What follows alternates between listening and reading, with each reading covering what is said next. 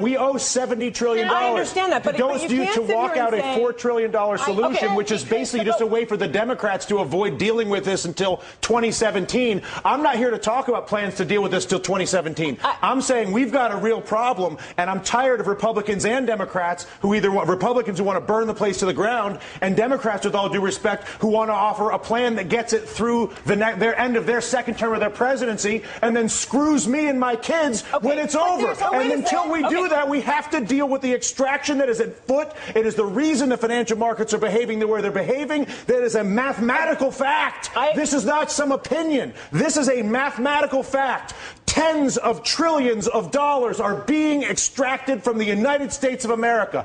Democrats aren't doing it. Republicans are not doing it. An entire integrated system, financial system, trading system, taxing system that was created by both parties over a period of 2 decades is at work on our entire country right now. And we're sitting here arguing about whether we should do the $4 trillion plan that kicks the can down the road for the president for 2017 or burn the place to the ground, both of which are reckless, irresponsible, and stupid.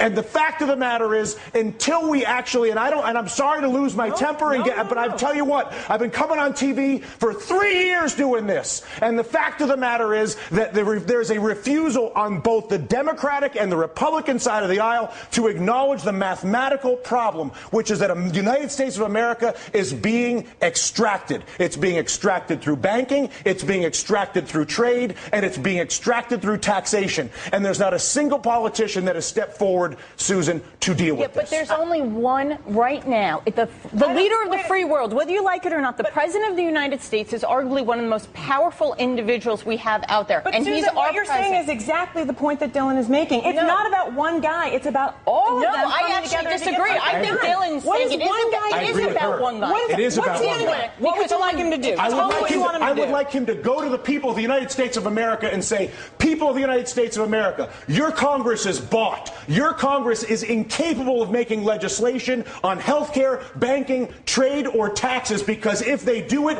they will lose their political funding, and they won't do it. But I'm the president of the United States, and I won't have a country that is run by a bought Congress. So I'm not going to work with a bought Congress and try to be Mr. Big Guy. I'm working with the bought Congress. I'm going to abandon the bought Congress like Teddy Roosevelt did, and I'm going to go to the people of the United States, and I'm going to say, you've got a bought Congress. And until we get rid of the bought Congress, which is Jimmy Williams' constant point, which is get the money out of politics, and until a president says that's the problem and says he's going to fix it, there is no policy that I can possibly see, no matter how brilliant your idea may be, or your idea, or my idea, or her idea, or your idea at home, is that idea will not happen as long as there's the capacity to basically fire a politician who disagrees with me by taking funding away from him. Is that a fair assessment?